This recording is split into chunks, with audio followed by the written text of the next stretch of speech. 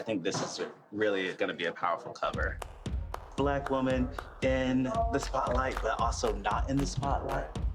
How do you feel about that? As long as y'all not putting me in a dress, I'm good. No.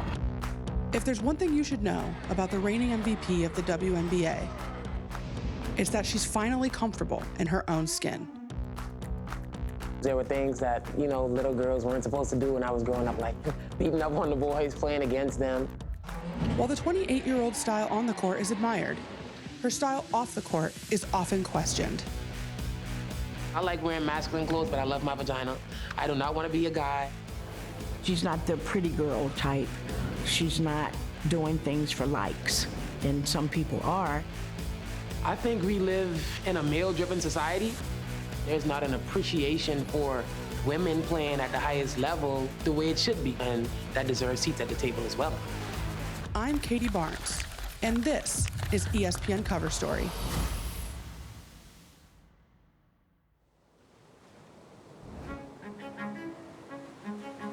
Before Jonquel Jones was dominating in the United States, she was doing it in her hometown of Freeport, the Bahamas.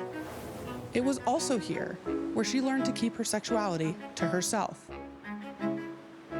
I just had these feelings, these emotions about watching another player play, and I didn't understand what was going on. And I kind of buried those feelings because, for one, we were strong in the church, and so I was like, okay, this is definitely something that I should not tell anybody, and I should just keep to myself.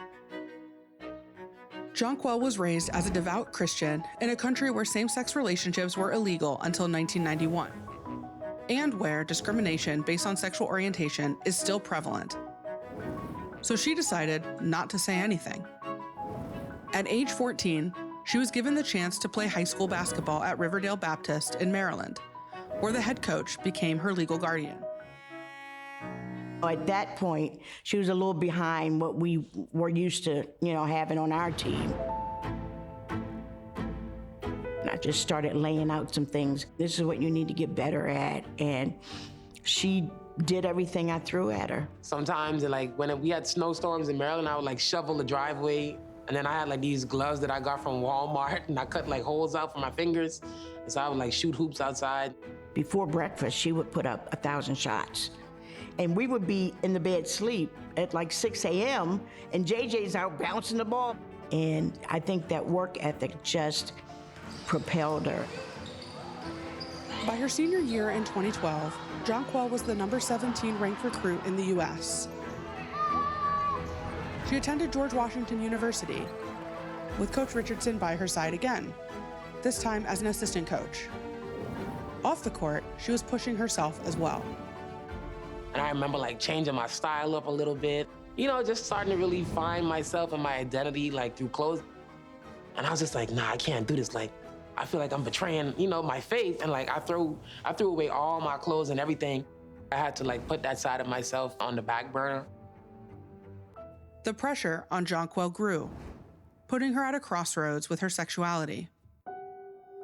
She tried so hard to be girly, and it just didn't feel right to her. She just laid in my arms and just started crying and just said, I don't know what to do. I'm not accepted either way. And what do I do? I was trying so hard to be something that I wasn't. And, just feeling I had to choose between my sexuality and my relationship with God, that I wasn't really being myself and living my truth. In 2016, Jonquel was drafted 6th overall to the Los Angeles Sparks and traded the same night to the Connecticut Sun. WNBA draft, the LA You can go back and look at my draft pictures. You see, I'm wearing a dress. Now when I look at those pictures, I'm just ugh, I cringe because I know it just wasn't me. But that was quickly denied by Jonquel Jones. In her second season in the WNBA in 2017, she led the league in rebounds, won the Most Improved Player award, and was selected to her first All-Star team. She also started taking notice of the WNBA players around her. I saw the strong, powerful women that were living their truth and doing it so freely and openly. And I was just I don't think there's anything wrong with it. I just need to live my truth and just really embrace who I was and who I am, and just kind of step into that fully. Jonquel did just that. sharing with her fans and family about her personal life. After leading the WNBA in rebounds and averaging 19 points per game in the 2021 season, she was crowned the MVP of the league. But Jonquel felt she was not receiving the attention she deserved because of who she was. Do you think your experience would be different, both at home in the Bahamas and also here, if you did dress a little bit more feminine, if you were straight? Most definitely, because I've seen the difference. Like, I've already seen it. Like, I hadn't even proven myself yet in the WNBA, and I had those endorsement deals. And like I said before, they went away as I changed. So I know for a fact that they would be different. I know for a fact. During the 2021 ESPYs, UConn guard Paige Beckers highlighted another relevant issue. As a white woman who leads a Black-led sport and celebrated here, I want to show a light on Black women. They don't get the media coverage that they deserve. The WNBA last season, the postseason awards, 80% of the winners were Black, but they got half the amount of coverage as the white athletes. So I think it's time for change. Who do you see as the face of the WNBA today? I would say definitely Stewie. Definitely DT and Sue. OGs, been around for a long time. I think that's it. For me, honestly, I think that's it.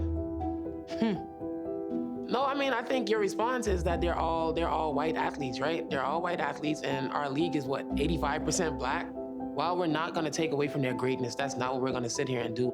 What we're saying is that there should be more room, more seats at the table to be able to bring more diversity, more authenticity when we kind of talk about the representation of the league and the people that should be promoted and shown out there.